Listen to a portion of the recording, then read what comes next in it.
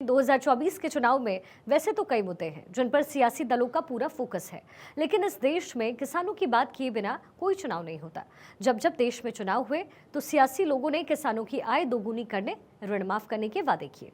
सरकारों ने ऋण माफ भी किए और अब एक बार फिर से किसान सियासत के केंद्र में है। बीते 9 साल में जिस तरीके से फसलों की एमएसपी में बढ़ोतरी हुई, उससे ज्यादा फसलों का खरीद मूल्य दोगुना होने के करीब पहुंच गया है। मसूर की एमएसपी दोगुनी से ज्यादा हो गई। मोदी सरकार कैसे किसानों के जीवन में सुधार ला रही है, वो आप सिलसिलेवार तरीके से समझिए। जून 2023 में कई फसलों की एमएसपी बढ़ाई गई। सितंबर में कुछ फसलों की एमएसपी बढ़ाई गई। अब 6 रबी फसलों की एमएसपी बढ़ाई गई। कई फसलों की एमएसपी 6000 से भी ज्यादा रखी गई है। एमएसपी बढ़ने से किसानों की समृद्धि बढ़ेगी।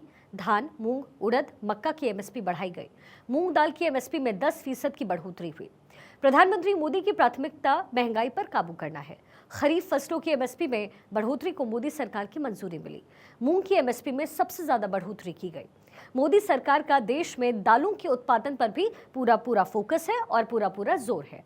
तो ये तमाम फैसले बताते हैं कि मोदी सरकार किसानों के हित में लगातार फैसले ले रही है। और इतना ही नहीं, कई योजना के जरिए किसानों के जीवन में बदलाव लाने की भी कोशिश केंद्र सरकार द्वारा हो रही है। प्रधानमंत्री किसान सम्मान निधि योजना, प्रधानमंत्री फसल बीमा योजना, किसान क्रेडिट कार्ड योजना, प्रधानमंत्री कृषि सिंचाई योजना, पशुधन बीमा योजना, परंपरागत कृषि विकास योजना, साइट हेल्थ कार्ड और नीम कोटेड यूरिया, ये तमाम सुविधाएं किसानों को दी गई है। अब मोदी सरकार बीते 9 सालों से किसानों के हित में काम कर रही है, खाते में पैसे दे रही है। तो उधर अब 5 राज्यों में चुनाव है, तो कांग्रेस भी किसानों से कई वादे इस वक्त कर रही है। जैसे कि मध्य प्रदेश और तेलंगाना में राहुल गांधी ने किसानों से कई वादे किए, जिनमें तेलंगाना में हल्दी किसानों को 12 से 15 हजार रुपए प्रति क्विंटल दाम देने का वादा हुआ है।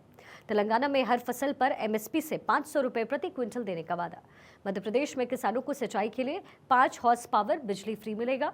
किसानों के बकाया बिजली बिल भी माफ कर दिए जाएंगे। किसानों पर लगे आंदोलन के मुकदमे भी वापस ले लिए जाएंगे। ये तमाम वायदे किए गए हैं।